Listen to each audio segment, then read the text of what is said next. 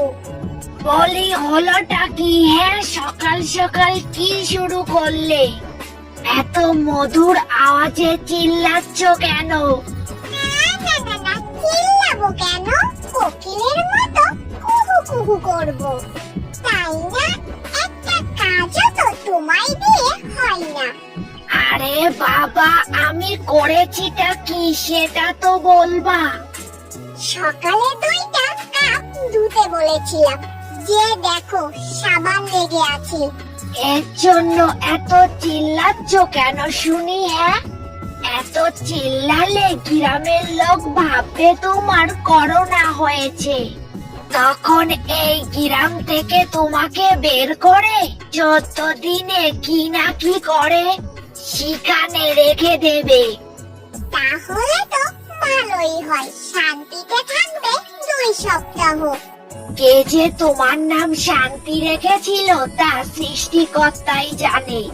শান্তি না রেখে অশান্তি রাখা উচিত ছিল। কথায় কথায় শুধু অশান্তি করো। কি কি বললে তুমি? এত বড় কথা? আমায় এত বড় কথা বলা, তাই না? যাও, আজকে তোমার খাওয়া বন্ধ। যাক বাবা, এটা কি ছিল? জন্মের পর আমার বউয়ের মুখে কেউ মনে হয় মধু দেয়নি, তাই এত কট্টাস কট্টাস কথা বের হয় মুখ থেকে।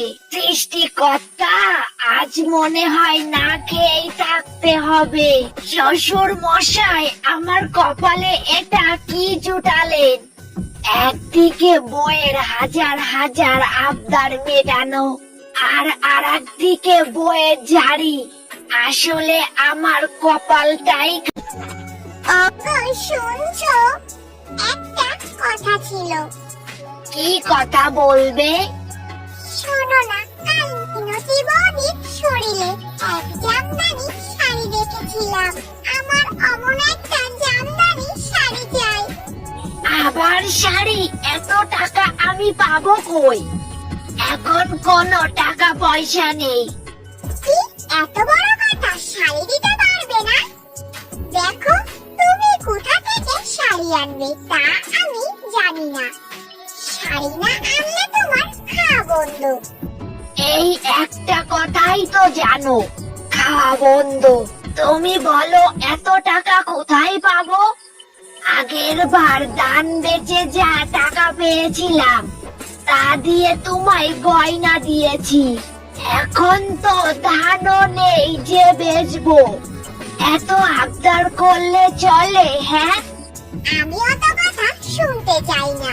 তুমি আজ যদি শাড়ি নিয়ে না আসো তবে ঘরে ফিরবে না, এই বলে দিলাম।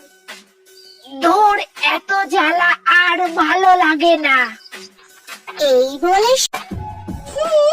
রাগ দেখো, শাড়ি ছাড়া বাড়ি ফিরবে না কিন্তু।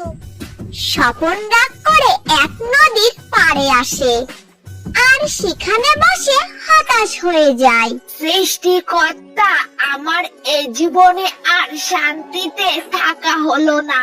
সারা দিন এই বইয়ের জ্ঞানর জ্ঞানর আর ভালো লাগে না।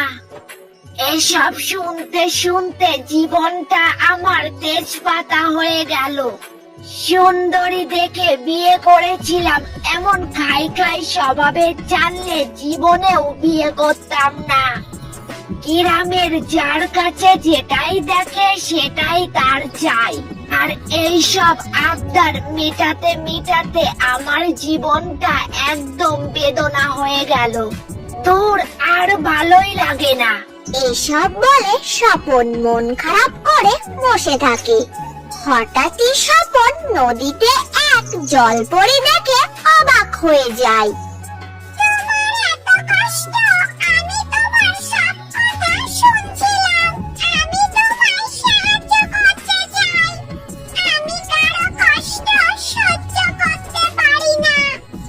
এই নদীর কাছে এসে যদি কেউ তার দুঃখ প্রকাশ করে তবে আমি তাকে সাহায্য করি। তাই আমি তোমাকেও সাহায্য করব। আমায় বলো, কি হয়েছে তোমার?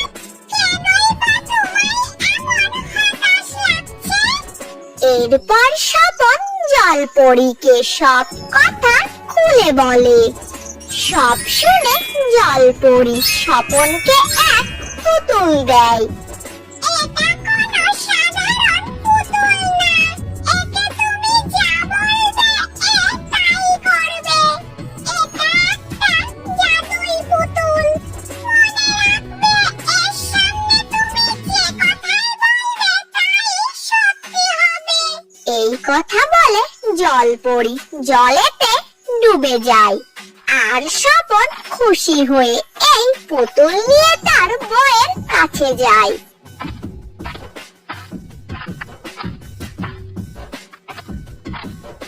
বউ বউ দেখো, আমি তোমার জন্য এটা কি এনেছি। ওই ওই হতচ্ছাড়া, তুই আমার জন্য এটা কি এনেছি? আনতে বললাম শাড়ি আর তুই আনলি পুতুল। আমারে দেখে কি তোর বাচ্চা মনে হয় যে আমার জন্য তুই পুতুল এনেছিস? আমার কি এখন পুতুল খেলার বয়স? আরে আগে ভাঙা রিকনের মতো বকবক না করে আমার কথাটা তো শুনবে।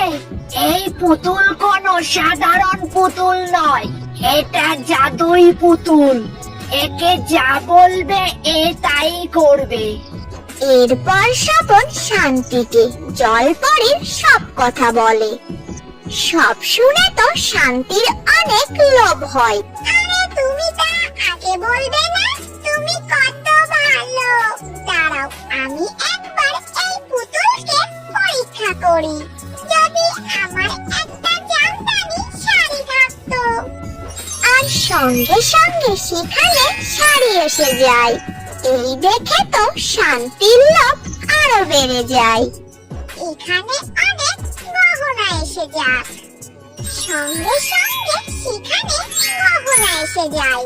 এ দেখে শান্তি অনেক খুশি হয়ে যায়।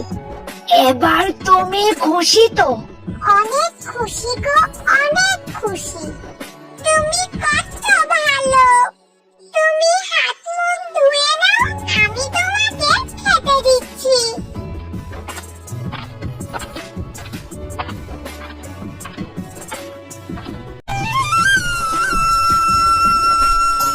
এভাবে ভালোই যাচ্ছিল তাদের দুজনের দিনকাল, কিন্তু শান্তির লোভ দিন দিন বেড়েই যাচ্ছিল। তার অনেক চাহিদা ছিল। স্বপন সব সময় তাকে লোভ করতে মানা করত, কিন্তু শান্তি তা কানেই নিত না। একদিন রাতে শান্তি পুতুলের কাছে অনেক কিছু চাইতে লাগলো। স্বপনের কোনো কথা সে শুনতো না। এখানে অনেক টাকা, গহনা আর শাড়ি এসে যাক। সঙ্গে সঙ্গে সেখানে অনেক টাকা, গহনা আর শাড়ি এসে যায়। এ দেখে শান্তির চোখ লোভে চকচক করতে থাকে। আমার এত খুশি লাগছে যে খুশিতে আমার মরে যেতে ইচ্ছে করছে। সঙ্গে সঙ্গে শান্তি ছটফট করতে থাকে, আর সেখানেই মারা যায়। এ দেখে স্বপন হতাশ হয়ে যায়। এটা কি হলো? এটা তোমার লোভের শাস্তি পেলে শান্তি। এজন্যই বলে অতি লোভ